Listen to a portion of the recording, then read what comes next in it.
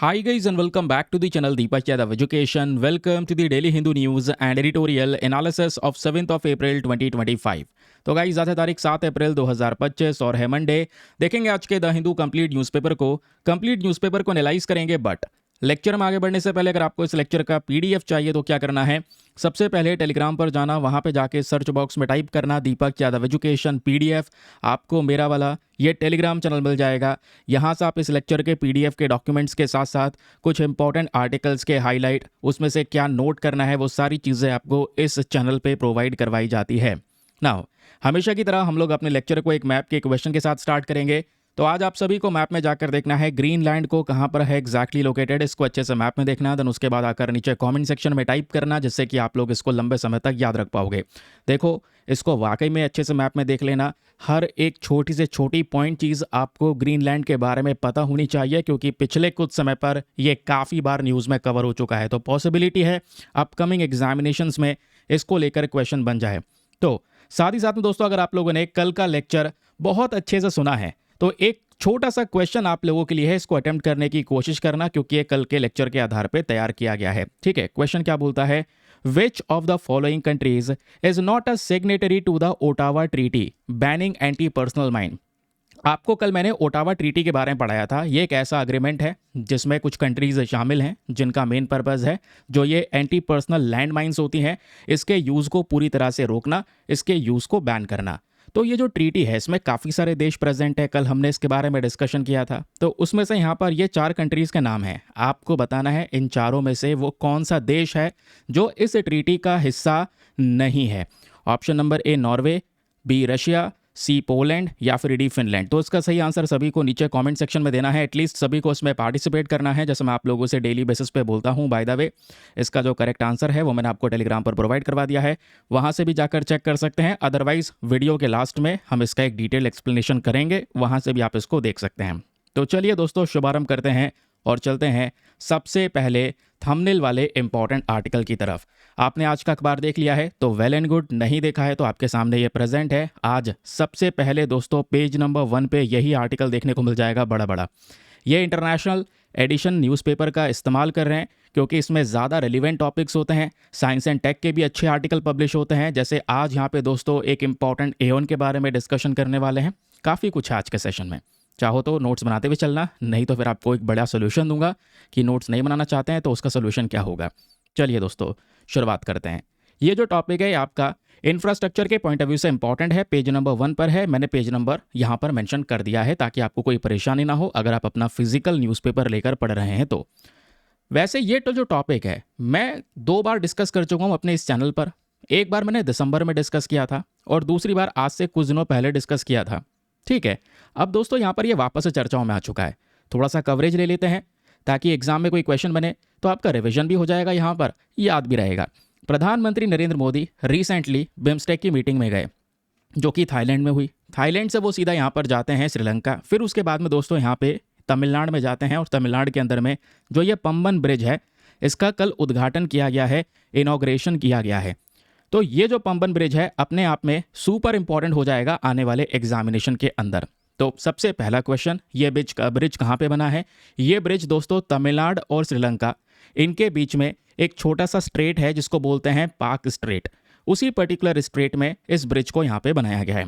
इस ब्रिज को बनाने में जो टोटल खर्चा आया है वो 531 करोड़ यानी 531 करोड़ रुपीस का यहाँ पे खर्चा हुआ है। ठीक है, ये ब्रिज हमें किस तरीके से बेनिफिट्स प्रोवाइड करवाएगा, साथ ही साथ में इंफ्रास्ट्रक्चर में कितना बड़ा रोल हो सकता है, ये सब कुछ समझना होगा। उससे पहले आपको एग्जैक्ट लोकेशन समझनी होगी, क्योंकि ये जो ब्रिज का उद्घाटन हुआ है दोस्तों, इस ब्रिज में सबसे खास बात क्या है, ये 2 टेरिटरीज को जोड़ रहा है, दोनों भारत की टेरिटरीज हैं। ठीक है, आप देखोगे तमिलनाडु का जो मेन लैंड है जो पूरे ओवरऑल इंडिया के साथ में कनेक्टेड है, उसका एक छोटा सा हिस्सा आगे समुद्र में प्रेजेंट है ना। तो एक छोटा सा आइलैंड भी है, याद रखिएगा। तो तमिलनाडु का वो वाला आइलैंड और तमिलनाडु का मेन लैंड दोनों को कनेक्ट किया जा रहा है इस पंबन रेल ब्रिज के माध्यम से। और इस ब्रिज के अंदर में अपने आप में एक खूबसूरती है, एक खासियत भी है।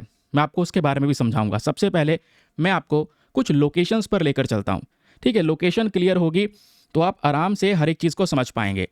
यह है हमारा इंडिया का मैप। हमें चलना है कहाँ पर? तमिलनाडु। तो हम पहुँच गए नीचे साउथ इंडिया में। ये आपको देखने को मिल जाएगा तमिलनाडु।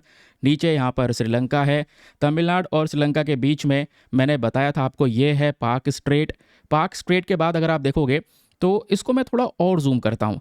तो दोस्तों यहाँ पर आपको दिख रहा होगा रामनाथपुरम और इधर दिख रहा होगा रामेश्वरम। तो रामेश्वरम या पंबन आइलैंड अलग आइलैंड है, ये छोटा सा आइलैंड अलग है। ये रामनाथपुरम जो है ये हमारे तमिलनाडु के साथ में ऊपर कनेक्टेड है, यानी कि मेन इंडिया के लैंड के साथ में कनेक्टेड है। तो रामनाथपुरम और रामेश्वरम इनके बीच में छोटा सा समुद्र का हिस्सा आता है, ये आप लोग देख पाओगे।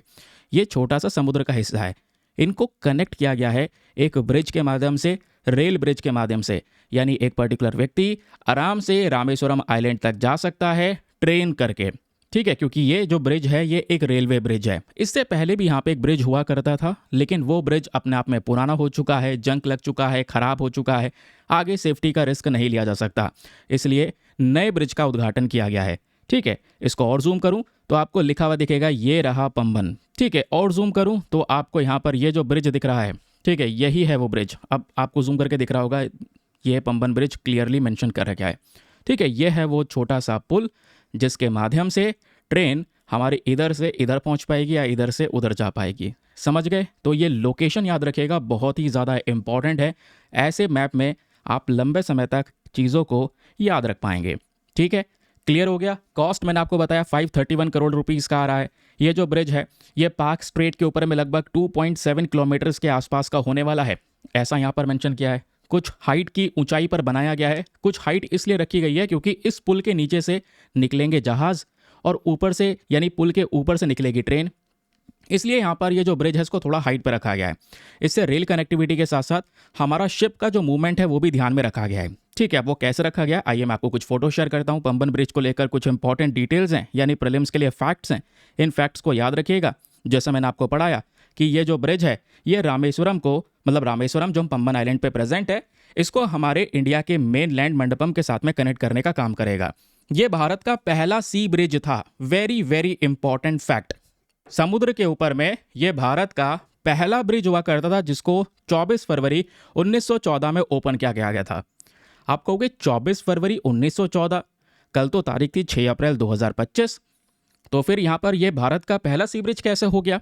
तो दोस्तों यहाँ पर याद रखिए, मैं ये जो आपको फर्स्ट सी ब्रिज के बारे में बता रहा हूँ ना, ये यहीं पर पहले वाला पुराना वाला जो ब्रिज है उसकी बात की जा रही है, क्योंकि उसी पुराने वाले ब्रिज के बगल में ये नया पंबन ब्रिज बनाया गया है। और ये जो नया पंबन ब्रिज है इसको एक टैग भी मिल चुका है, आपने देखा होगा जगह जगह लिखा हुआ है कि बताइए भारत का पहला वर्टिकल लिफ्ट रेलवे ब्रिज कौन सा है। ध्यान रखना, जो नया वाला पुल बना है ये इंडिया का पहला वर्टिकल लिफ्ट रेलवे ब्रिज है।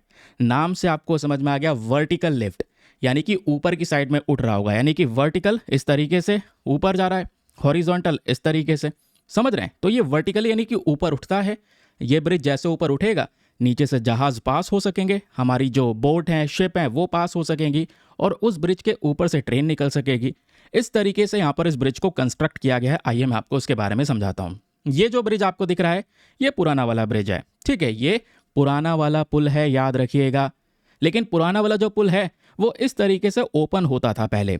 एक साइड ये है, एक साइड ये है। कोई अगर नीचे से जहाज जाना है, वैसे तो उस पर ट्रेन आती है, मान लो कोई जहाज को पास करवाना है तो ये दोनों साइड खुल जाती थी, ओपन हो जाता था, नीचे से यहाँ पर ये पूरा जहाज पास हो जाता था। अब क्या हो गया, ये ओल्ड वाला ब्रिज है लेकिन पुराना हो चुका है, सेफ्टी के इश्यूज हैं, जंग लग चुका है, ऐसी ढेर सारी समस्याएं आ चुकी हैं। तो याद रखिएगा ये जो ओल्ड ब्रिज था ये भारत का पहला सी ब्रिज था। इसको बनाने में लगभग 20 लाख रुपए का कॉस्ट आया था। ठीक है, और वही 24 फरवरी 1914 में यहाँ पर ये सबसे पहली शुरुआत इसकी हुई थी। तो जो मैंने आपको वाली लाइन बताई थी ना पहले ब्रिज वाली, वो पुराने वाले ब्रिज को लेकर है। अब इसी के बगल में, अब ऐसा नहीं है तोड़ दिया गया, इसके बगल में यहाँ पर एक नया ब्रिज बना दिया गया है, वो कुछ इस तरीके से दिखाई पड़ता है। तो ये जो नया ब्रिज है मैंने आपको बताया भारत का पहला वर्टिकली लिफ्ट ब्रिज है ये, यानी इस तरीके से ये ऊपर उठ सकेगा, फिर वापस से इसको नीचे लेकर आ सकेंगे। कहने का मतलब है, आप देखोगे ये जो पुल है हमने नॉर्मल बना रखा है, बीच में ये जो हिस्सा है ये एक महत्वपूर्ण रोल प्ले करने वाला है। ठीक है, हम नीचे से जहाज पास होना होगा तो ये जो पुल है ये ऑटोमेटिक इसको ऊपर उठा सकेंगे हम, जहाज पास हो जाएगा, फिर अगर इधर से ट्रेन आनी होगी तो ये वापस नीचे आ जाएगा। इस लेवल में ये फिट होगा, ट्रेन इसके ऊपर से निकल सकेगी, पास हो सकेगी। तो इस तरीके से इसका पूरा वर्किंग प्रोसेस होने वाला है, क्योंकि इसमें इलेक्ट्रोमैकेनिकल फोर्स का इस्तेमाल किया है, मोटर्स का इस्तेमाल किया है, ताकि इस ब्रिज को लिफ्ट कर सकें ऊपर और वापस से नीचे। समझ रहे हैं, ये डुअल काम करने वाला है। नीचे से शिप्स के लिए इंपॉर्टेंट पैसेज बनेगा, ऊपर से यहाँ पर आप देख पाओगे ट्रेन्स भी इसके ऊपर से पास हो सकेंगी। ये पंबन ब्रिज की खास बात है, इंडिया का फर्स्ट वर्टिकल लिफ्ट ब्रिज। बार बार बोल रहा हूं, इस बात को याद रखेगा। आने वाले समय पर बहुत सारे एग्जाम में पहली चीज यही पूछी जाएगी, इसको किसने बनाया है? रेल विकास निगम लिमिटेड की साइड से यहाँ पर इसको तैयार किया गया है। कुछ बेसिक फैक्ट पंबन आइलैंड के बारे में भी जान लो। पंबन आइलैंड, जिससे यहाँ पर इस पूरे ब्रिज को कनेक्ट किया गया है, ये भारत श्रीलंका के बीच में प्रेजेंट है। ठीक है, आप कह सकते हैं तमिलनाडु का आइलैंड है, इसको हम रामेश्वरम आइलैंड के नाम से भी जानते हैं। इसी को कनेक्ट किया गया है अपने मेन लैंड इंडिया के साथ में, स्पेशली तमिलनाडु के थ्रू। ठीक है, क्लियर हो गया। इसका जो टोटल लेंथ है 2.78 किलोमीटर्स का होने वाला है। ये इसका टोटल लेंथ है। नए नए इनोवेशंस करे गए हैं, कुछ बदलाव करे गए हैं। जैसे मैंने आपको बताया, वर्टिकल लिफ्टिंग वाली टेक्नोलॉजी इसमें इंट्रोड्यूस करी गई है। That's all about Pamban bridge. खत्म, इतना याद रखिए और कुछ पढ़ने की ज़रूरत नहीं है। एग्जाम में कोई क्वेश्चन आएगा, आप आराम से रेडी हैं इसको सॉल्व करने के लिए। ठीक है, अब आर्टिकल पे चढ़ते हैं। तो ये हम लोगों ने समझ लिया क्या महत्वपूर्ण इशू है, इससे ट्रेड टूरिज्म बढ़ेगा। और पुराना वाला जो ब्रिज है, क्योंकि पार्क स्ट्रेट वाला ऐसा रीजन है, नमी वाली हवाएं चलती हैं, तो इससे जब आप लोहे का कोई कंस्ट्रक्शन करेंगे तो उसमें जंक लग जाता है, क्योंकि यहाँ का एनवायरमेंट ही कोरोसिव है।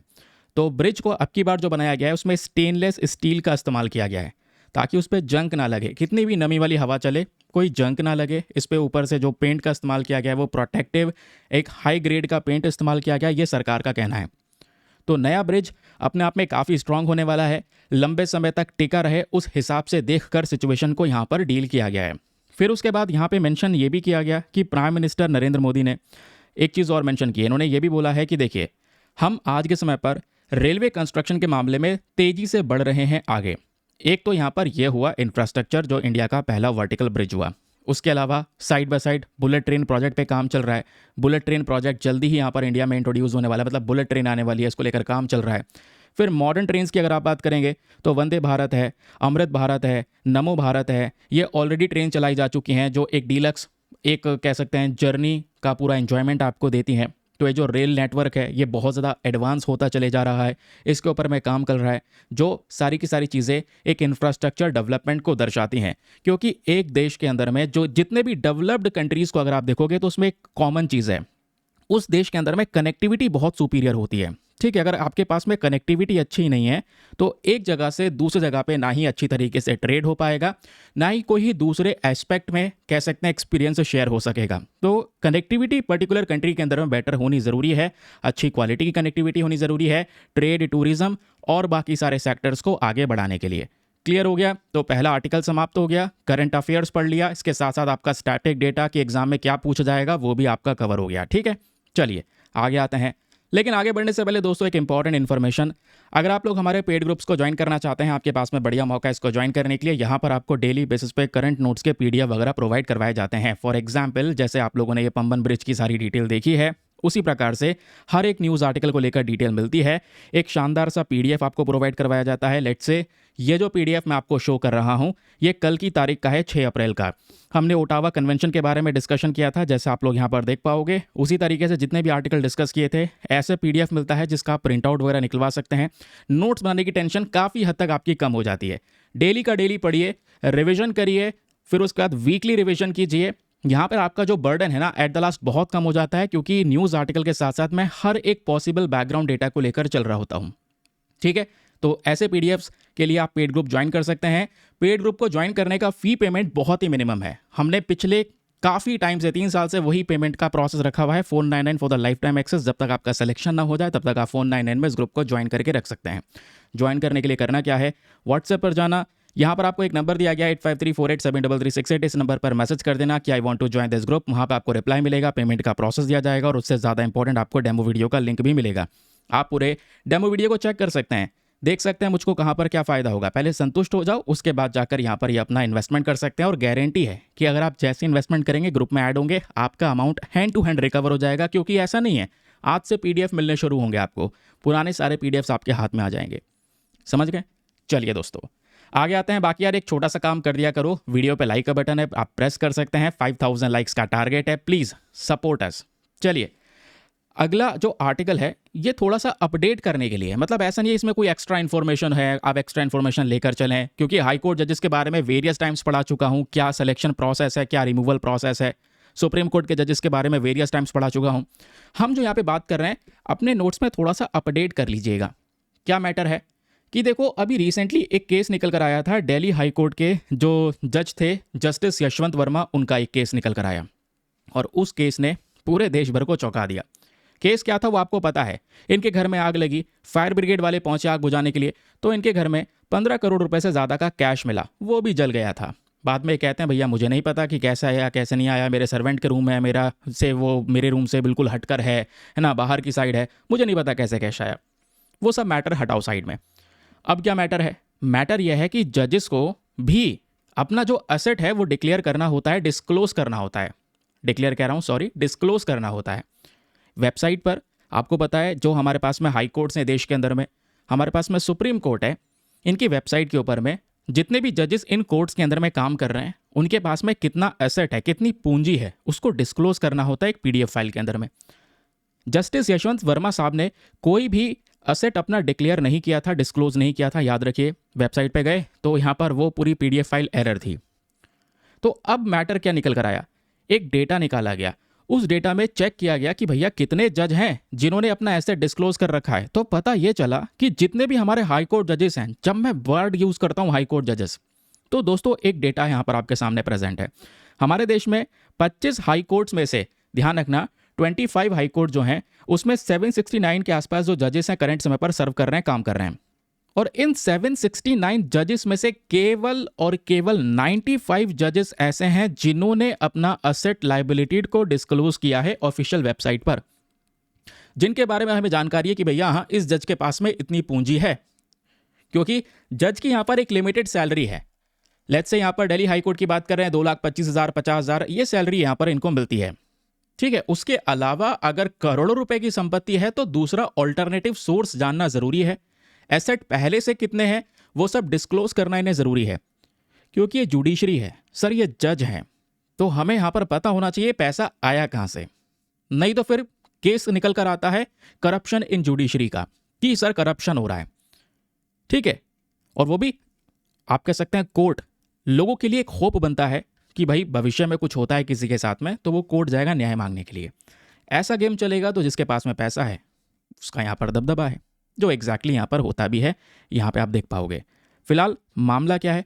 मामला यह है कि केवल और केवल 769 में से 95 हाई कोर्ट के जजेस हैं जिन्होंने अपने एसेट को डिस्क्लोज किया है वेबसाइट पे, यानी केवल 12.35% वही यहाँ पर मेंशन किया गया। तो सर बाकी के जजेस कब डिस्क्लोज करेंगे? क्योंकि जैसे ये पूरा मामला गर्म होता है यशवंत वर्मा साहब वाला, इस पूरे इशू के रिस्पॉन्स में जो हमारे सुप्रीम कोर्ट के जजेस हैं, 33 जज हैं सुप्रीम कोर्ट के अंदर में जो सर्व कर रहे हैं, इन्होंने भी अग्री कर लिया कि ठीक है भैया एसेट को डिक्लेयर कीजिए, हम भी यहाँ पर ऑफिशियल वेबसाइट पे अपने सारा का सारा जो एसेट है वो शो करेंगे, है ना, कि ये पूंजी हमारे पास में है। समझ रहे हैं? अब क्या हो रहा है, बोला ये जा रहा है कुछ हाई कोर्ट हैं जो इंडिया में बेटर तरीके से परफॉर्म किए। फॉर एग्जाम्पल मेंशन किया गया केरला हाई कोर्ट के बारे में कि भाई केरला हाई कोर्ट के जो जजेस हैं ना, यहाँ पर 44 जज हैं, 44 में से 41 जजेस ने अपना सारा एसेट डिस्क्लोज कर दिया है। ऐसे ही हिमाचल प्रदेश में भी बढ़िया काम हुआ है, यहाँ पर भी 12 जजेस में से 11 जजेस ने अपना एसेट डिस्क्लोज कर दिया है। लेकिन कुछ रिपोर्ट्स यहाँ पर यह मेंशन कर रही हैं, छत्तीसगढ़ हाई कोर्ट हो गया, मद्रास हाई कोर्ट हो गया, या दिल्ली हाई कोर्ट हो गया, यहाँ पे सिचुएशन बहुत गंभीर है। For example Delhi high court की बात करेंगे तो दिल्ली हाई कोर्ट में 38 जजेस वर्क कर रहे हैं, और इन 38 जजेस में से केवल और केवल 7 जज हैं, केवल और केवल 7 जज जिन्होंने अपना एसेट को डिक्लेयर किया है, डिस्क्लोज किया है, बताया है कि उनके पास में ये एसेट्स हैं। तो ये नंबर यहाँ पे बहुत कम हो जाता है। इस वजह से रिफॉर्म्स की मांग होती है, बदलाव की मांग होती है कि भाई ये तो केवल और केवल 12% है, तो बाकी सारे इतने सारे मतलब 100 नंबर में जो जजेस हैं इनको भी अपना एसेट डिक्लेयर करना होगा। कहोगे ज़रूरी है क्या? सुनिए, अब ज़रूरी है या नहीं यह समझिए। हम चलते हैं थोड़ा 2 साल पहले, अगस्त 2023 के अंदर में एक कमेटी होती है पार्लियामेंट्री स्टैंडिंग कमेटी, इन्होंने एक रिपोर्ट को सबमिट किया और उस रिपोर्ट का नाम था judicial process and their reforms. तो ये जो रिपोर्ट है इस रिपोर्ट के अंदर में कुछ बदलाव करने की इन्होंने मांग की, सुधार करने की मांग की जुडिशरी के अंदर में। उससे पहले भी यहाँ पे कुछ केसेस हुए हैं, कोर्ट के अंदर गए जहाँ पे कोर्ट ऑलरेडी मेंशन करता है, सुनना, जो सुप्रीम कोर्ट है उनके पास में भी पहले केसेस गए हैं। सुप्रीम कोर्ट भी यहाँ पर पहले कुछ केसेस में बोल चुका है कि जब बात आती है एमपीज की, मेंबर ऑफ पार्लियामेंट की, या एमएलएस की, मेंबर ऑफ लेजिस्लेटिव असेंबली की, तो जितने भी यहाँ पर ये मेंबर्स हैं, इन मेंबर्स को ज़रूरी है कि भाई ये अपने एसेट को डिस्क्लोज करें वेबसाइट के ऊपर में, बताएं अपने पूंजी के बारे में। तो इनको भी यहाँ पर ये जोर दिया गया है और बोला गया है कि पहले जो केस हुए वहाँ पे बोला गया है लोगों के पास में हक है, क्योंकि वो पैसा जा रहा है, क्योंकि गवर्नमेंट सैलरीज प्रोवाइड करवाई जा रही हैं टैक्स पेयर के मनी से, तो हमारे पास में राइट टू नो का अधिकार मिलता है, right to know the assets, specially वो लोग जो इलेक्शंस में खड़े हो रहे हैं। तो इस हिसाब से यहाँ पर जो ये कमेटी है वो ये कहती है कि ये वाला जो पूरा प्रोविजन है, ये प्रोविजन जुडिशरी पे भी एप्लीकेबल होता है, और केवल जुडिशरी नहीं, कोई भी व्यक्ति जो पब्लिक ऑफिस को होल्ड कर रहा है, जो भी सरकारी कर्मचारी है, जो सैलरी ले रहा है ना, तो उसको यहाँ पर डिक्लेयर करना होना चाहिए अपना एसेट कि हाँ भैया ये एसेट हमारे पास में है, ताकि हमें पता तो चले कि जितनी सैलरी मिल रही है, जितने लिमिटेशंस है, उसी के हिसाब से चीज़ें हो रही हैं, या कोई ऑल्टरनेटिव सोर्स है, चलो वो भी पता चल जाएगा, अदरवाइज कुछ और तीसरा रास्ता तो नहीं है, समझ रहे हैं, करप्शन का इशू तो नहीं है। उस चीज़ को चेक करने के लिए यहाँ पर ये पर्टिकुलर कमिटी ने कुछ स्टेटमेंट शेयर किए थे। समझ गए? आई होप आपको ये मामला क्लियर हो चुका है। आज हमारे अखबार में पेज नंबर 1 पे प्रेजेंट था, GS paper number 2 politically relevant है। ठीक, चलिए दोस्तों अगली खबर पर आते हैं। अगली खबर बहुत इंपॉर्टेंट, बहुत बहुत बहुत ज़्यादा काम की। चाहो तो कुछ रिलेटिवली इंपॉर्टेंट चीज़ों को लिख सकते हैं, अदरवाइज मैं आपको नोट्स प्रोवाइड करवाऊंगा ही। यहाँ पे देखोगे ये जो टॉपिक है आपके पेज नंबर 6 के ऊपर में प्रेजेंट है, जीएस पेपर नंबर 2 हेल्थ के पॉइंट ऑफ व्यू से आप इसको लिंक कर सकते हैं। नाउ मेंशन किया जा रहा है एक दवा के बारे में, उस दवा का नाम है सेमाग्लूटाइड। मैंने आपको आज से कुछ महीनों पहले, लगभग अक्टूबर के महीने में, सेमाग्लूटाइड के साथ साथ एक और दवा के बारे में पढ़ाया था। वो दवाएं हमारे मार्केट में बहुत ज़्यादा पॉपुलर हो चुकी थी। पॉपुलर होने के पीछे का रीज़न ये था क्योंकि वो दवाएं वेट को कम करने के लिए जानी जा रही थी, कि वेट को यहाँ पर बेहतरीन तरीके से वो रिड्यूस कर सकती हैं, कम कर सकती हैं। इस वजह से खबरों में था। ध्यान से सुनना, कुछ इंपॉर्टेंट नोट डाउन करवाऊंगा मैं चीज़ें यहाँ पर। तो एक स्टडी पब्लिश हुई है रिसेंटली। स्टडी ने ये बोला इंडिया में डायबिटीज़ के केसेस वैसे ही बहुत ज़्यादा हैं। डायबिटीज़ की बात हो रही है, मधुमेह की बात हो रही है, शुगर की बात हो रही है। तो दोस्तों अगर आप देखोगे तो करंट समय पर इंडिया को डायबिटीज़ का कैपिटल बोल दिया जाता है, कि दुनिया में India is the capital of diabetes. क्यों? क्योंकि millions of millions cases Bharat के अंदर में हैं जो डायबिटीज़ से सफ़र कर रहे हैं। और डायबिटीज़ में भी आप 2 प्रकार की डायबिटीज़ आपको पता होगा, है ना, टाइप 1 डायबिटीज़ और टाइप 2 डायबिटीज़। टाइप 1 खतरनाक है, लेकिन टाइप 2 सबसे ज़्यादा कॉमन है। नॉर्मल लोगों में या सबसे ज़्यादा लोगों में जो डायबिटीज़ के केसेस होते हैं वो टाइप 2 वाले होते हैं। अभी मैं आपको वो वाला प्रोसेस भी समझाऊंगा, डायबिटीज़ क्या होता है, कैसे वर्क करता है, कैसे अफेक्ट होते हैं, कैसे बचा जा सकता है, सब बताऊंगा, सो डोंट वरी। तो क्या हुआ, अब डायबिटीज़ के जो पेशेंट्स हैं ना, इनमें पता है एक बहुत बड़ी प्रॉब्लम है। जो ये शुगर होती है एक इंसान को जब बॉडी में बहुत अल्टीमेट लेवल पर चली जाती है, तो छोटी मोटी जब चोट लगती है, घाव हो जाता है, सही होने में बहुत समय लग जाता है। और केवल यहाँ पर छोटी मोटी चोट की बात नहीं कर रहे, उस व्यक्ति को डर होता है कार्डियोवास्कुलर डिजीज़ का, हार्ट अटैक के चांसेस होते हैं, किडनी डिजीज़ की प्रॉब्लम्स बढ़ जाती हैं। आपने देखा होगा डायबिटीज़ वाले केसेस के साथ में जो किडनी प्रॉब्लम्स हैं वो भी शुरू हो जाती हैं। तो बहुत सारी दवाएं, बहुत सारे इंजेक्शंस, ये सब मार्केट के अंदर में ट्राई करे गए। नाउ सबसे बढ़िया जो आज के समय पर दवा मार्केट में इंट्रोड्यूस हुई है वो है सेमाग्लूटाइड। सेमाग्लूटाइड कैसे काम करती है, बाकी सारा दवा से कैसे बेटर है, ये समझिए। जो बाकी सारी नॉर्मल मेडिसिन है डायबिटीज़ की, वो क्या करती हैं, केवल डायबिटीज़ को ही कैटर करती हैं कि हाँ भाई डायबिटीज़ को ही कंट्रोल कर लिया जाए। जबकि यहाँ पे अगर आप देखोगे डायबिटीज़ से ही कार्डियक अरेस्ट के इश्यूज़ हो सकते हैं, यानी हार्ट हेल्थ खराब हो सकती है और भी दूसरी समस्याएं हो सकती हैं। ठीक है, तो वो पुरानी दवाइयाँ केवल डायबिटीज़ को टैकल कर रही हैं। जबकि दोस्तों हम सेमाग्लूटाइड की जब बात करते हैं तो सेमाग्लूटाइड डायबिटीज़ के साथ साथ आपकी हार्ट की प्रोटेक्शन भी करता है, दूसरी और समस्याओं से बचाता है, मोटापा कम करता है। समझ रहे हैं? क्योंकि नॉर्मल जो दवाइयां हैं वो आपका वेट कम करने के लिए काम नहीं करेगी, आपके बस खाली बॉडी में डायबिटीज़ को कंट्रोल करके रखेगी। जैसे आप छोड़ेंगे वापस डायबिटीज़ हो जाएगा। तो बॉडी में कोई ज़्यादा इफेक्टिव चीज़ें नहीं आई। कई बार क्या होता है, वेट बढ़ने की वजह से भी आपको डायबिटीज़ के रिस्क बढ़ जाते हैं, और वेट बढ़ रहा है फिर हार्ट स्ट्रोक के चांसेस बढ़ जाते हैं, हार्ट अटैक के चांसेस बढ़ जाते हैं। समझ रहे हैं? और इन्हीं वजह से डायबिटीज़ में बहुत सारे केसेस ऐसे हैं जहाँ पे हार्ट अटैक, हार्ट स्ट्रोक्स या कार्डियोवास्कुलर डिजीज़ की वजह से डेथ होती हैं लोगों की। तो weight management is the key. अगर आप अच्छे से वेट मैनेजमेंट कर लेते हैं तो डायबिटीज़ को लंबे समय तक कंट्रोल कर पाएंगे। तो ये जो सेमाग्लूटाइड नाम की मेडिसिन की हम बात कर रहे हैं, ये डायबिटीज़ को तो कंट्रोल करेगा, साथ ही साथ में वेट मैनेजमेंट में भी हेल्पफुल है। आप सर्च करोगे, काफ़ी लोग हैं जिन्होंने सेमाग्लूटाइड को कंज्यूम किया है, अपना जो वेट है कई कई किलोग्राम के आसपास जो वजन है उन्होंने कम किया है। अब वजन कम करने वाली दवा आ चुकी है, हाँ बिल्कुल दवा तो है, लेकिन इसका काम करने का तरीका कैसे है, ये वजन कम करती कैसे एग्जैक्टली, आइए ज़रा मैं उसके बारे में समझाता हूँ। तो ये तो खैर आपको न्यूज़ आर्टिकल समझ में आया जो आज पेज नंबर 6 पे प्रेजेंट है, यानी ये हमारा करंट इशू है। लेकिन हमें इसके अलावा भी कुछ डिटेल्स तैयार करनी होंगी, बेसिक डेटा रेडी करना होगा, ठीक है। ये आपके सामने देख रहे होंगे बगल में सारे के सारे जो नोट्स हैं वो भी यहाँ पर जनरेट करे गए हैं। आइए मैं आपको बताता हूँ डायबिटीज़ वाले इस पर्टिकुलर केस के बारे में। ये दोस्तों यहाँ पर सेमाग्लूटाइड को लेकर हर एक डिटेल्ड है। फिर सेमाग्लूटाइड आपसे पूछ जाए क्या है, तो याद रखेगा सेमाग्लूटाइड एक ग्लूकागन लाइक पेप्टाइड 1 रिसेप्टर है, जिसको हम शॉर्ट फॉर्म में GLP-1RA के नाम से बात करते हैं, ठीक है। तो एक रिसेप्टर है, एक ऐसी ड्रग्स है या ऐसी दवा है जो बेसिकली क्या करती है, हमारे भूख को कंट्रोल करने में मददगार साबित हो सकती है, और भूख के साथ साथ जो ग्लूकोज लेवल है यानी शुगर लेवल है उसको भी ये कंट्रोल करने के लिए जानी जाती है। ओरिजिनली जो टाइप 2 डायबिटीज़ वाले केस हैं, डायबिटीज़ मेलिटस के, मैंने आपको बताया 2 प्रकार की डायबिटीज़ हैं, है ना। अभी पढ़ा था टाइप 1 टाइप 2, टाइप 2 वाला कॉमन है। तो टाइप 2 डायबिटीज़ को ज़्यादातर केटर करने के लिए ये मेडिसिन कारगर साबित होती है। इसमें वेट लॉस का एक बड़ा प्रोविज़न है, यानी कि ये वज़न घटाने में मददगार साबित है। कार्डियोवास्कुलर प्रोटेक्शन, अगेन आपकी हार्ट डिजीज़ से और साथ ही साथ में रीनल हेल्थ को प्रोटेक्ट करने के लिए यहाँ पर ये काफ़ी ज़्यादा मददगार साबित हुई है। काम कैसे करती है, तो देखो ये जो सेमाग्लूटाइड मेडिसिन है ये कैसे फंक्शन करती है। जब इसको कंज्यूम करोगे तो ये जाकर आपके बॉडी के अंदर GLP-1 नाम का जो रिसेप्टर है उसको ये टारगेट बनाता है।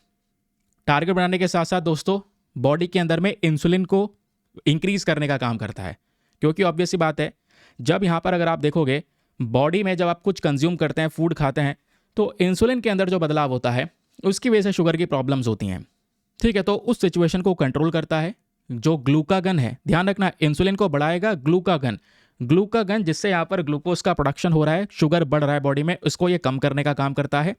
साथ ही साथ में जब आप खाना खाते हैं तो थोड़े समय के लिए आपको बॉडी में रखेगा, और इससे क्या होगा कि जब आप खाना खाएंगे तो जल्दी जल्दी भूख नहीं लगेगी। होता क्या है, जनरली जब हम खाना खा लेते हैं उसके बाद भी हमारे सामने कुछ होता है, हम उसको भी खा लेते हैं, है ना, बिना कोई कैलोरी काउंटिंग करे। तो इससे क्या होता है, वेट बढ़ना शुरू हो जाता है, तो अगेन समस्याएं बढ़ जाती हैं। तो सबसे बढ़िया क्या है कि भाई ये लंबे समय तक आपको कह सकते हैं कि जो भूख है उस भूख को सप्रेस करके रखेगा, भूख को दबा के रखेगा, ठीक है। जो आपका ब्रेन बार बार आपको रिएक्शन दे रहा था कि भाई ये खा लेना चाहिए, तो उस चीज़ को यहाँ पर ये कंट्रोल करने में मददगार साबित होता है। तो इसका सबसे ज़्यादा इफेक्टिव काम क्या है, ब्लड शुगर लेवल को कम करना, कैलोरी इंटेक को कम करना, क्योंकि जब आप कम खाओगे तो यानी कैलोरी इंटेक कम हो रहा है, ऑटोमेटिक वेट लॉस होना यहाँ पर शुरू हो जाएगा। अब इसके बेनिफिट्स क्या हैं, सबसे पहले मैंने बताया टाइप 2 डायबिटीज़ वाले केसेस में ये इफेक्टिव है, वेट लॉस में हेल्प करेगा क्योंकि भूख कम लगेगी, और वेट लॉस यहाँ पे अच्छा खासा हो सकता है। दूसरी दवा वेट लगभग 1.5 किलो के आसपास कम करेगी, जबकि यहाँ पर ये वाली जो है सेमाग्लूटाइड ये एक इंसान का 4 kg के आसपास वेट लॉस कर सकती है। फिर वेट लॉस हो गया है, अब यहाँ पर जो कार्डियोवास्कुलर इवेंट्स होते हैं डायबिटीज़ के अंदर में, हार्ट अटैक या स्ट्रोक के चांसेस होते हैं वो बहुत ज़्यादा कम हो जाते हैं, किडनी का जो फंक्शन है वो इम्प्रूव हो जाता है ना। और हाइपोग्लाइसीमिया का केस जहाँ पे शुगर बहुत ज़्यादा डाउन हो रही होती है उसको ये रोक लेता है, क्योंकि आप ये सोचोगे सेमाग्लूटाइड ज़्यादा कंज्यूम करेंगे, है ना, खाना भी यहाँ पर नहीं खाएंगे, भूख कम लग रही है, खाना कम खा रहे हैं, कैलोरी इंटेक बहुत लो हो चुका है, फिर वहाँ पे भी शुगर का कंज्यूम नहीं करना है, तो ऐसे तो यार शुगर बहुत डाउन हो जाएगी। फिर आप खाना खाओगे तो शुगर और लेवल नीचे चले जाएगा, जिसको हाइपो का केस कहते हैं, हाइपोग्लाइसीमिया का केस कहते हैं, समझ रहे हैं।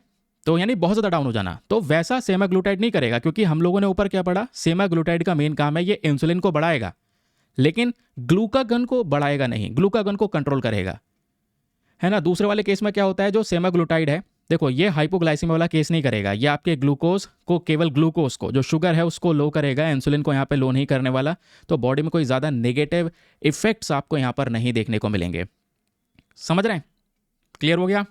चलिए, तो ध्यान रखिए दूसरे दवाइयों के साथ में इसको कंज्यूम नहीं करना है, दूसरे और आप ब्लड शुगर को कंट्रोल करने के लिए दवा को कंज्यूम करेंगे तो हो सकता है शुगर और ज़्यादा डाउन हो जाए, हाइपो वाला केस आ जाए।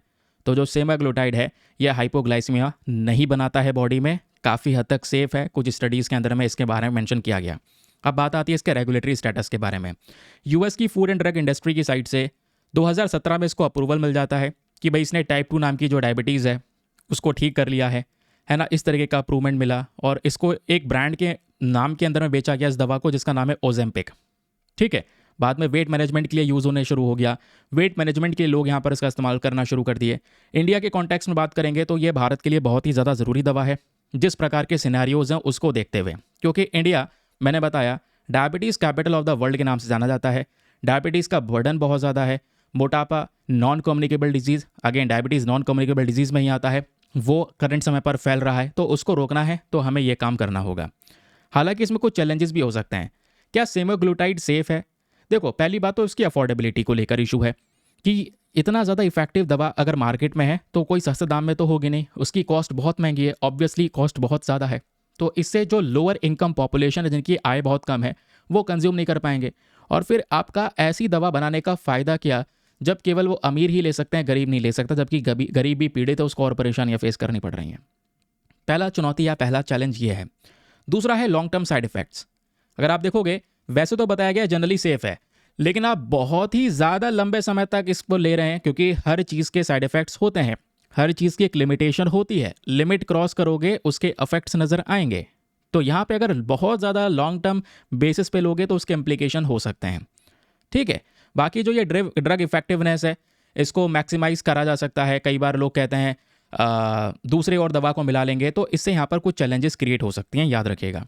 तो ये आपका सेमाग्लूटाइड के बारे में बात हो गया। कैसे काम करता है, बॉडी में जाएगा, GLP-1 रिसेप्टर को एक्टिवेट करेगा, इंसुलिन को रिलीज़ करेगा, ग्लूकागन को कम करेगा, डाइजेशन को स्लो कर देगा, जिससे यहाँ पर आपके बॉडी में धीरे धीरे करके खाना एब्जॉर्ब होता रहेगा। भूख भी यहाँ पर बहुत ज़्यादा कम लगेगी। ठीक है, वेट कम हो जाएगा क्योंकि आपने अपना कैलोरी इंटेक कम कर लिया है।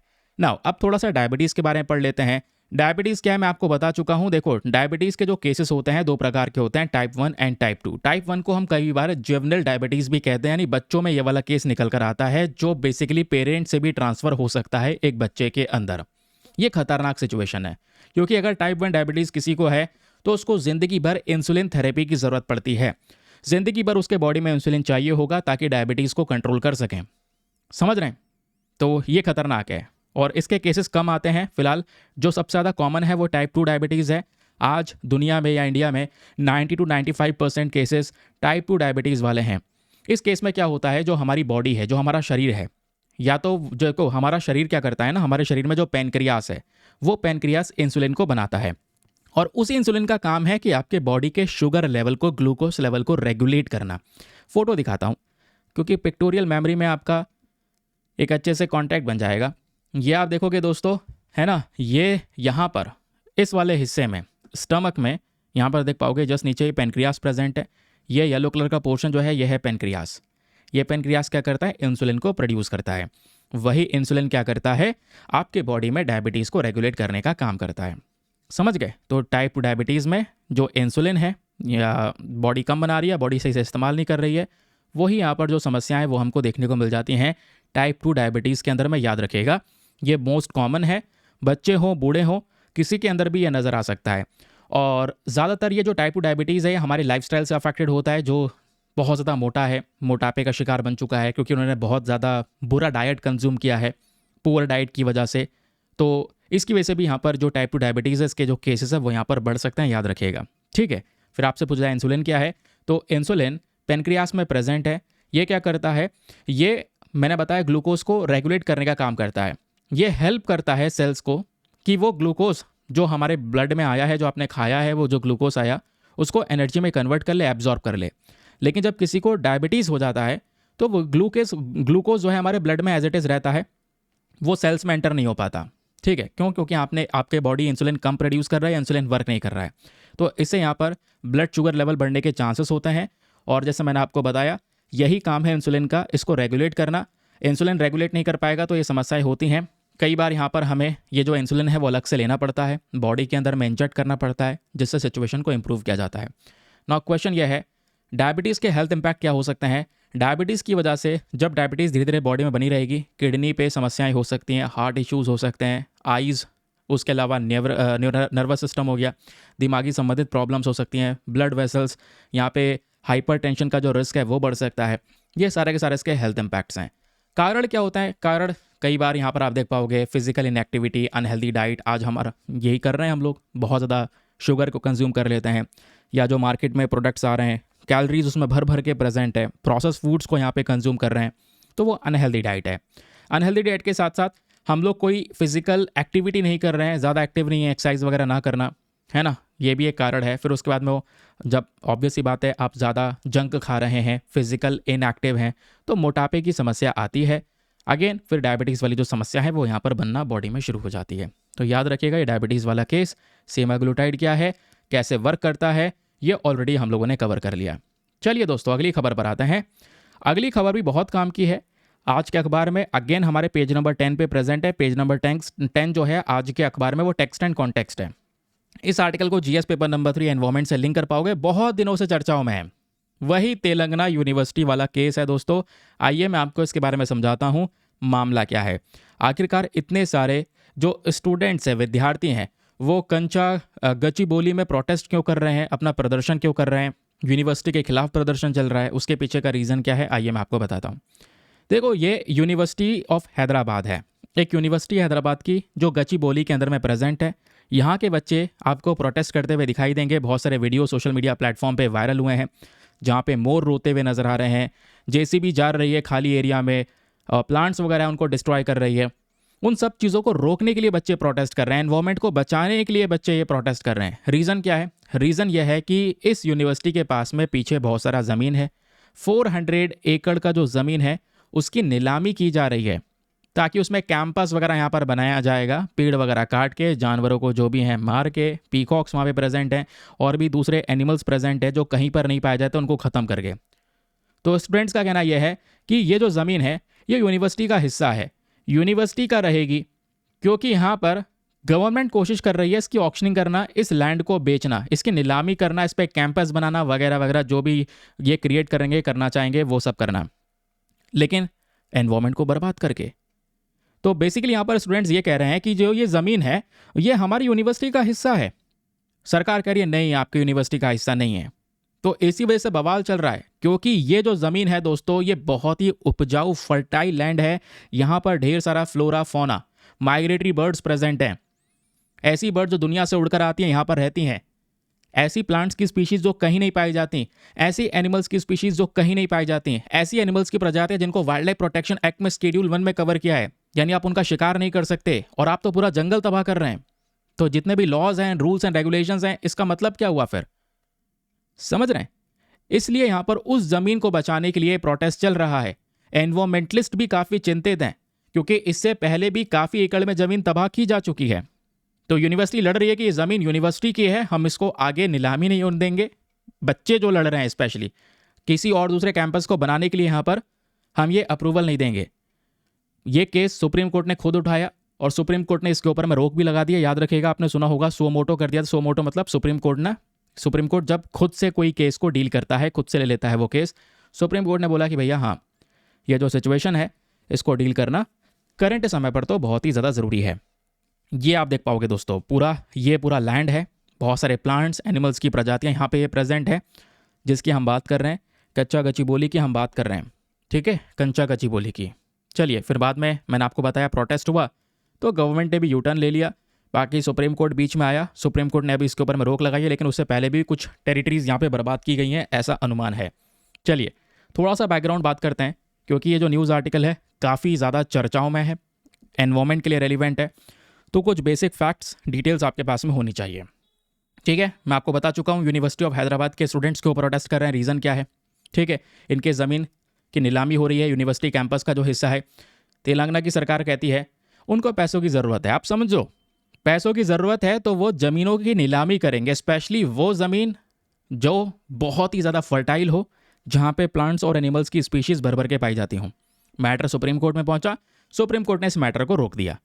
अब आगे सुनिए, थोड़ा सा इतिहास जानते हैं। देखो 1974 में एक एग्रीमेंट हुआ था, land grant under the 6 point formula. तो यूनिवर्सिटी ऑफ हैदराबाद को लगभग 2324 एकड़ की ज़मीन दी गई थी 1974 में। ठीक है, तो उस समय पर इंदिरा गांधी जी की कांग्रेस गवर्नमेंट थी, तो उसके तहत ये सारी की सारी डील हुई थी। बाद में धीरे धीरे करके इनसे थोड़ा थोड़ा ज़मीन लेके इधर उधर करके इस्तेमाल किया गया। अब ये थोड़ा सा ज़मीन और बचा है 400 एकड़्स का, तो इस ज़मीन को यहाँ पर ये वापस से यानी जो सरकार है वो नीलामी करना चाह रही है, तो उसको रोका गया है। क्योंकि इतना एलोकेशन होने के बाद भी, क्योंकि ये जो ज़मीन है जो पहले अग्रीमेंट्स हो चुके हैं उन फॉर्मूला के हिसाब से ये ज़मीन यूनिवर्सिटी ऑफ हैदराबाद को दी जा चुकी है। अब यहाँ पर हैदराबाद की जो सरकार है वो ये कह रही है कि मतलब जो गवर्नमेंट है वो यहाँ पे कह रही है कि ये यूनिवर्सिटी की ज़मीन नहीं है, जबकि पहले जितने अग्रीमेंट्स है उसके हिसाब से वो ज़मीन यूनिवर्सिटी की है। ठीक है, तो गवर्नमेंट यहाँ पर कह रही है ये ज़मीन हमें चाहिए, हम इस पे स्पोर्ट्स अथॉरिटी, IIIT, TIFR ऐसे बड़े बड़े इंस्टीट्यूशंस खड़े करेंगे। लेकिन प्रॉब्लम क्या है, आप इंस्टीट्यूशन तो खड़े करोगे, कितने जानवर कितने प्लांट्स बर्बाद करोगे ये भी तो सोच लो। क्योंकि क्वेश्चन तो यही है, ये कोई यहाँ पर बंजर ज़मीन नहीं है कि जो ज़मीन खाली पड़ी हो आपने उसका इस्तेमाल कर लिया, वो ठीक है, समझ में आता है, डेवलपमेंट के लिए आप इस्तेमाल कर पाएंगे। लेकिन ये ज़मीन एक इकोलॉजिकल ट्रेजर ट्रोव है, एक खजाना है अगर आप एनवायरनमेंट के पर्सपेक्टिव से बात करेंगे। क्योंकि बायोडाइवर्सिटी का डेटा उस कैंपस के हिसाब से देखेंगे तो यहाँ पे जिस ज़मीन को बर्बाद करने की बात हो रही थी, 233 बर्ड की प्रजातियाँ यहाँ पे पाई जाती हैं। बड़े बड़े नेशनल पार्क दोस्तों यहाँ पर नहीं है जहाँ पे इतनी सारी बर्ड्स की प्रजातियाँ पाई जाती हो। 27 बर्ड्स की प्रजातियाँ ऐसी हैं जो वाइल्ड लाइफ प्रोटेक्शन एक्ट में शेड्यूल 1 में रखी गई हैं, यानी हाईली प्रोटेक्टेड बर्ड्स हैं, शिकार नहीं कर सकते। यहाँ तो आप सबको खत्म करने के लिए तैयार हैं। फिर एंडेमिक स्पीशी में दोस्तों एक यहाँ पर मकड़ी पाई जाती है जिसका नाम है मुरिशा हैदराबादेंसिस। तो ये मकड़ी केवल यहीं पे पाई जाती है, इसलिए वर्ड यहाँ पर हैदराबादेंसिस करके यूज़ किया गया है क्योंकि यहीं पे इसका ओरिजिन है। केवल और केवल कंचा गचिबोली में ही पाई जाती है, कहीं और नहीं पाई जाती। 72 पेड़ की प्रजातियां हैं, 3 रेप्टाइल्स हैं जो कहीं नहीं पाए जाते, इसी एरिया में पाए जाते हैं। आप तो नाम और निशान खत्म कर देंगे फिर जब ये पूरा एनवायरमेंट बर्बाद होगा। तो एनवायरमेंटलिस्ट का जो कंसर्न है, इनकी मेन चिंता है वो यही है कि भाई आप अभी नीलामी कर देंगे, बाद में कंस्ट्रक्शन शुरू कर देंगे, सारा का सारा ग्रीन कवर बर्बाद कर देंगे। इससे यहाँ पर क्या हो रहा है, अर्बन बायोडाइवर्सिटी बर्बाद होगी। आज एनवायरमेंट को इस तरीके से यहाँ पर हम प्रॉब्लम में डाल रहे हैं, बदले में ऑब्वियस ही बात है रिटर्न में भी यही सब मिलने वाला है। अब प्रॉब्लम पता है क्या है, गवर्नमेंट ऐसा क्यों कर रही है, रीज़न क्या है? यहाँ पे आप देख पाओगे, why did the government decide to auction. सरकार ये क्यों कह रही है कि इस यूनिवर्सिटी की ज़मीन हम नीलामी कर देंगे, इसकी बेच देंगे, मतलब बोली लगवा कर? क्योंकि तेलंगाना सरकार करंट समय पर कर्जे में डूबी हुई है। 4 लाख करोड़ रुपए का कर्जा है इनके पास में। 2025-26 ये वाला साल अंत होते होते 5 लाख करोड़ का कर्जा हो जाएगा। तो कैपिटल एक्सपेंडिचर जो है इनका वो धीरे धीरे करके कम हो रहा है क्योंकि फंड्स नहीं है, खर्चा नहीं हो पा रहा है। ये सोच रहे हैं ऑक्शनिंग करेंगे, पैसा आएगा हमारे पास में, जबकि वो ज़मीन उनकी नहीं है। अग्रीमेंट के हिसाब से यूनिवर्सिटी को मिल चुकी है, आप यूनिवर्सिटी से वो ज़मीन लेके नीलामी करके वहाँ पर ये कंस्ट्रक्शन करेंगे, वो गलत है। तो यहाँ पर इस पूरे केस को लैंड मोनेटाइजेशन का केस कहेंगे। आप ज़मीन ऑक्शन करके आप पैसा ले रहे हैं, उसके बदले में उसको बर्बाद कर रहे हैं उस ज़मीन को। तो इसलिए यहाँ पर इस पे ये बहुत सारे क्वेश्चंस उठ रहे हैं। सुप्रीम कोर्ट का इन्वॉल्वमेंट हुआ, सुप्रीम कोर्ट ने इसको रोका क्योंकि करंट समय पर एनवायरमेंट प्रोटेक्शन एक बहुत बड़ा मुद्दा हमारे सामने प्रेजेंट है। ये डिफरेंट आर्टिकल्स हैं, सेम आर्टिकल को लेकर ये आपके सामने प्रेजेंट कर दिए गए हैं। चलिए दोस्तों, अगली इंपॉर्टेंट खबर पर आते हैं। हमारे पास में जो नेक्स्ट न्यूज़ है ये भी बहुत काम किया यार, इसको पढ़ के चलना, क्योंकि आज अखबार में आप सोचोगे सर आप एडिटोरियल डिस्कस नहीं करें आज, तो एडिटोरियल डिस्कस करने के ना करने के पीछे का रीज़न है, जितने भी चारों के चारों एडिटोरियल हैं वो हमारे वर्ल्ड हेल्थ डे को लेकर यहाँ पर डिनोट करे गए हैं। वर्ल्ड हेल्थ डे के ऊपर ही यहाँ पर समझाए गए हैं कि भाई आज हमें अपने देश के अंदर में या दुनिया में हेल्थ देखनी होगी। लोगों की हेल्थ कैसे देखेंगे, उनको अच्छा न्यूट्रिशन दे के, पोषण दे के, जो गरीब देशों में नहीं मिल पा रहा है, अमीर देशों में अच्छा पोषण मिल जाता है। दूसरा, पोषण नहीं मिलेगा, वो देश के लोग नहीं ग्रो होंगे, वो देश ग्रो नहीं होगा। साफ सफाई नहीं होगी, अलग अलग बीमारियां फैलेंगी, उससे यहाँ पर लोग और ज़्यादा, उनकी प्रोडक्टिविटी कम होगी। लोगों की प्रोडक्टिविटी कम होना, आपकी वर्किंग पॉपुलेशन की प्रोडक्टिविटी कम होना, मतलब देश की प्रोडक्टिविटी कम होना। वही चीज़ यहाँ पर शेयर की गई है इस हेल्थ डे के आधार पे। तो इस हेल्थ डे के आधार पे मैंने केवल एक एडिटोरियल लिया है जिसमें हम हर एक एडिटोरियल के मतलब जो कॉन्टेक्स्ट है उसको ले लेकर समझेंगे।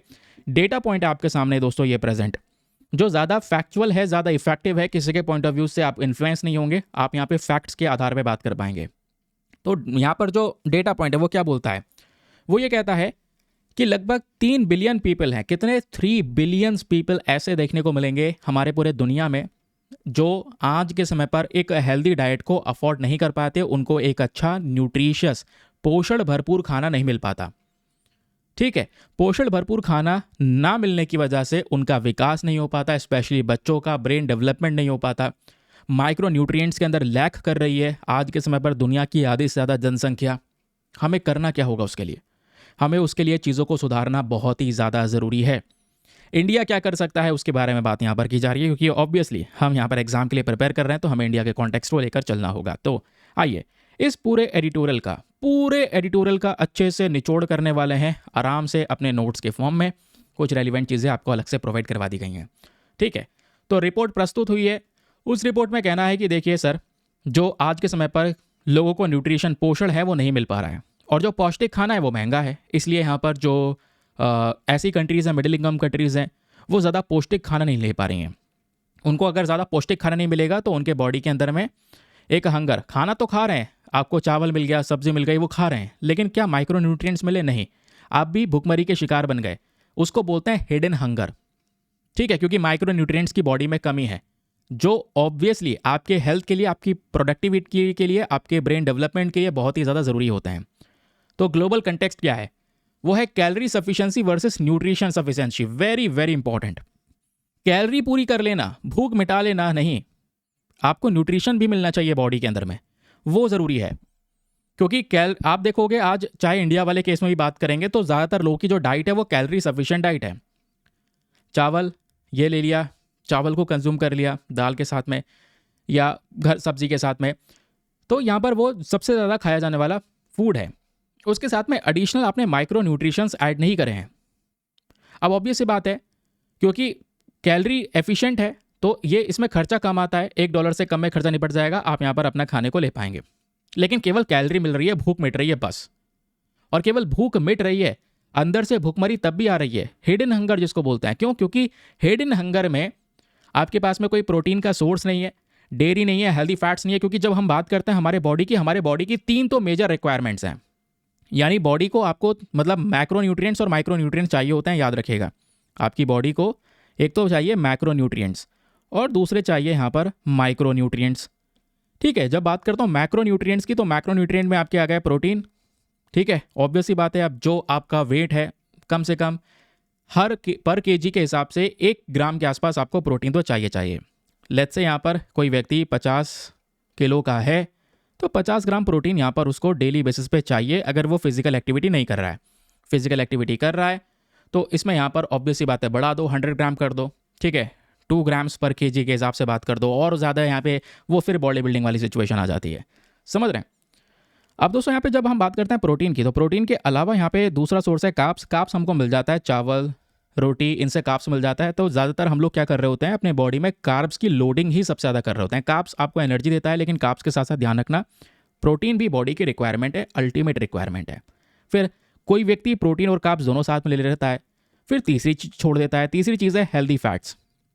हेल्दी फैट्स भी बॉडी में आना बहुत ही ज़्यादा ज़रूरी है, याद रखना, जो आपके डेयरी प्रोडक्ट्स वगैरह से मिल जाते हैं, ठीक है। अब मान लो ये तीनों कंबाइन कर लिया तो फिर माइक्रोन्यूट्रिएंट छूट जाते हैं।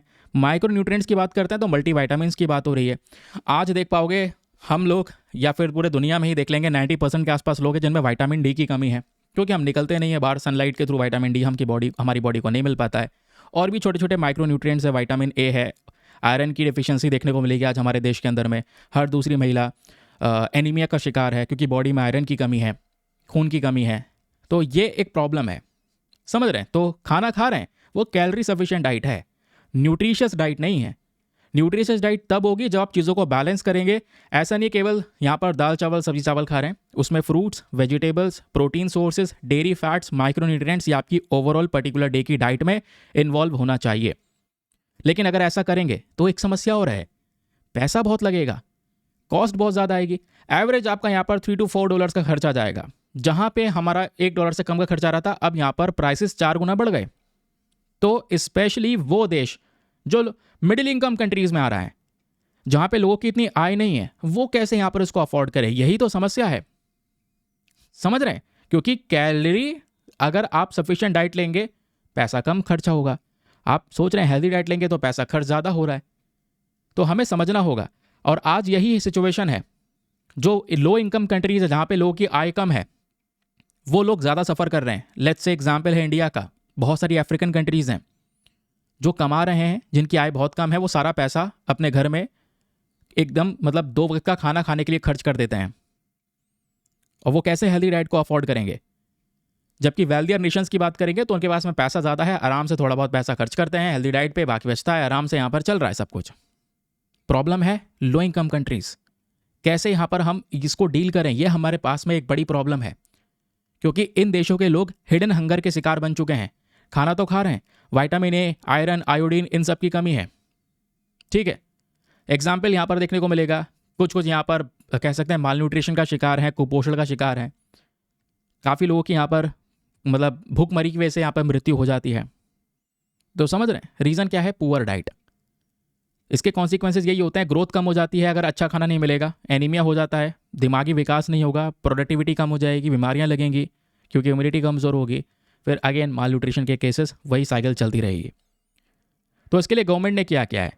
बहुत सारी स्कीम्स है, पीडीएस स्कीम है, पब्लिक डिस्ट्रीब्यूशन स्कीम है, आईसीडीएस है, मिड डे मील है, पोषण अभियान है, जहाँ पे न्यूट्रिएंट्स वाले जो फूड्स हैं वो प्रोवाइड करवाने की बात की है। लेकिन हमें बड़े लेवल पर इस पर काम करना होगा, क्योंकि ये जो नंबर है ना, ये चौंकाने वाला है। 3 बिलियन पीपल ऐसे हैं जो आज एक हेल्दी डाइट को अफोर्ड नहीं कर पा रहे हैं पूरे दुनिया में। तो हमें इसको समझना होगा, समझ रहे हैं, इन्वेस्टमेंट करना होगा, सभी कंट्रीज़ को साथ में आना होगा, क्योंकि सस्टेनेबल डेवलपमेंट गोल का हिस्सा है। 17 सस्टेनेबल डेवलपमेंट गोल हैं और सभी देश ने मिलकर यहाँ पर चुना है कि 2030 तक कम कर देंगे। तो भाई यहाँ पर आप साथ में कोऑपरेट कीजिए। सस्टेनेबल डेवलपमेंट गोल नंबर 2 बात करता है जीरो हंगर के बारे में, भूखमरी के बारे में, लेकिन जो रिपोर्ट्स है वो चौंकाने वाली हैं। वो तो ये कह रही है भैया हालात बुरे हैं। फिर sustainable development goal 3 good health and wellbeing को प्रमोट करता है, लेकिन आज हमारे देश के अंदर में या दुनिया के अंदर में माइक्रो न्यूट्रिएंट्स की बहुत ही ज़्यादा डिफिशियंसी है, बहुत ही ज़्यादा कमी है। ये सुधारना ज़रूरी है और ये सुधरेगा एग्रीकल्चर के अंदर में डाइवर्सिफिकेशन करके। वो यहाँ पर राइटर ने डिस्कस किया है आर्टिकल में, एग्रीकल्चर में डाइवर्सिफिकेशन। समझ रहे हैं? देखो आज ना हमारे एग्रीकल्चर में एक बड़ी प्रॉब्लम है जिसको बोलते हैं मोनोकल्चर प्रॉब्लम, यानी एक ही चीज़, फार्मर्स हैं, कोई गेहूं उगा रहा है तो सालों साल से वो गेहूं ही उगा रहा है, चावल उगा रहे हैं तो चावल ही उगा रहे हैं, दालों को इग्नोर कर दिया जाता है, फ्रूट्स या वेजिटेबल्स को इग्नोर कर दिया जाता है। तो समझ रहे हैं, ये मोनोकल्चर प्रॉब्लम है। इसका सोल्यूशन है क्रॉप डाइवर्सिफिकेशन करना, सीजन के हिसाब से अलग अलग फसल को उगाना बहुत ही ज़्यादा ज़रूरी है ना।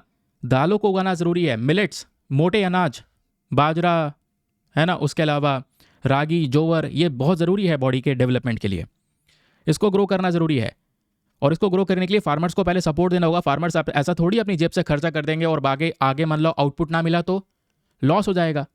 तो इसके लिए यहाँ पे गवर्नमेंट एग्रीकल्चर सब्सिडी दे सकती है, इसको वापस से रीओरिएंट करने की ज़रूरत है, इसमें चेंजेस करने की ज़रूरत है, ताकि हम थोड़ा सा अपने यहाँ पे फसल में डाइवर्सिफिकेशन कर सके, चेंजेस कर सकें।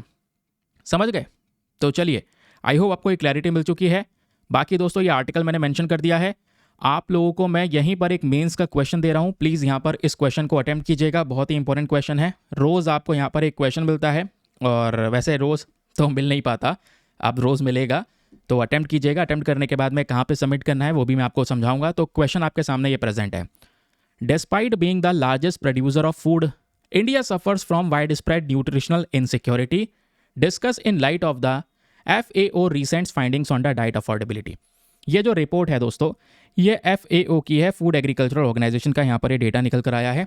तो यहाँ पे बोला ये जा रहा है कि इंग्लिश में तो आप समझ गए, 250 शब्दों का यहाँ पर ये क्वेश्चन है, 250 शब्दों में लिखना है, 15 मार्क्स का क्वेश्चन है कि भारत इतना बड़ा प्रोड्यूसर है, इतना बड़ा कह सकते हैं उत्पादक है इतने सारे ग्रेन्स का, अनाज का, उसके बावजूद भी आज हमें न्यूट्रिशन में एक बड़ी समस्या फेस करनी पड़ती है। तो ज़रा इसके बारे में समझाइए, डाइट अफोर्डेबिलिटी का केस क्या है भारत में, उसके बारे में थोड़ा विचार दीजिए।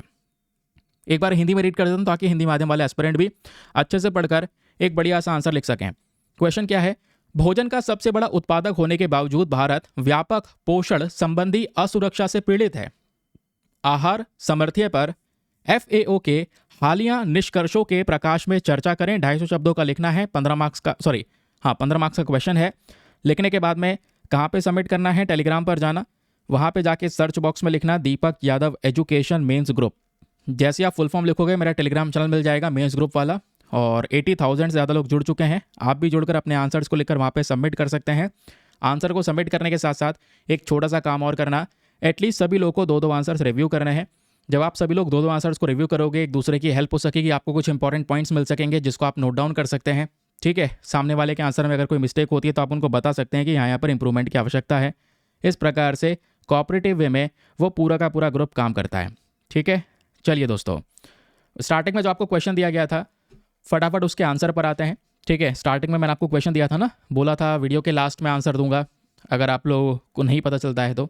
कल हमने, याद होगा आप लोगों को, हमने ओटावा कन्वेंशन के बारे में बात किया था, ओटावा ट्रीटी के बारे में, जहाँ पे जो लैंड माइन्स होती है जिसको ज़मीन में बिछाया जाता है, जिससे कोई सी व्यक्ति का पैर उस पर पड़ेगा, प्रेशर पड़ेगा, वह विस्फोट होगा, उसकी डेथ हो सकती है। तो ये जो लैंड माइन्स है दोस्तों, ये लैंड माइन्स खतरनाक होती हैं क्योंकि इससे दुश्मन तो मरता है, लेकिन साथ ही साथ में अपने देश के सिविलियंस, बहुत सारे लोगों की जान भी खतरे में डाल दिया जाता है, काफ़ी सिविलियंस की जान भी जाती है। तो इस लैंड माइन का इस्तेमाल ना हो इसलिए ओटावा नाम की जो ट्रीटी है वो साइन की गई थी। कुछ देशों ने साइन की थी, कुछ देशों ने साइन नहीं की थी। तो यहाँ पे 4 देश हैं, इन 4 में से नॉर्वे, पोलैंड, फिनलैंड, ये रशिया, ये सारे चारों के चारों चर्चाओं में कल हमने डिस्कस भी किया था। आपको बताना है कि इन चारों में से वो कौन सा देश है जिसने ये अग्रीमेंट साइन नहीं किया था। अब फॉर एग्जाम्पल बात हो रही है नॉर्वे की, साइड करो पोलैंड को, फिनलैंड को, तो ये सारे देश यहाँ पर आज के समय पर इस एग्रीमेंट से बाहर निकलना चाहते हैं क्योंकि इन्हें डर है कि रशिया इनकी टेरिटरी में ना घुस जाए। ठीक है, तो ये सब तो ऑलरेडी पहले से इस एग्रीमेंट का हिस्सा हैं, ये बाहर निकलना चाहते हैं। जबकि रशिया की बात करेंगे तो दोस्तों यहाँ पर ये जो रशिया है ना, ये इसका हिस्सा है ही नहीं। रशिया ने कभी भी ओटावा ट्रीटी को साइन नहीं किया। नॉर्वे आज भी इस ट्रीटी का हिस्सा है। पोलैंड, फिनलैंड ने हाल ही में अनाउंस किया है कि वो विड्रॉ कर रहे हैं, यानी इस ट्रीटी से बाहर निकल रहे हैं। समझ रहे हैं, क्योंकि कल मैंने आपको इसके बारे में पढ़ाया था। और विस्तार से जानना है तो कल वाला लेक्चर ओपन कीजिए, सब कुछ आपको मिल जाएगा। नाउ चलिए दोस्तों, ये था आज का हमारा सेशन। मिलते हैं आप लोगों से नेक्स्ट वीडियो में। आज के लिए bye bye, have a nice day, thank you and जय हिंद।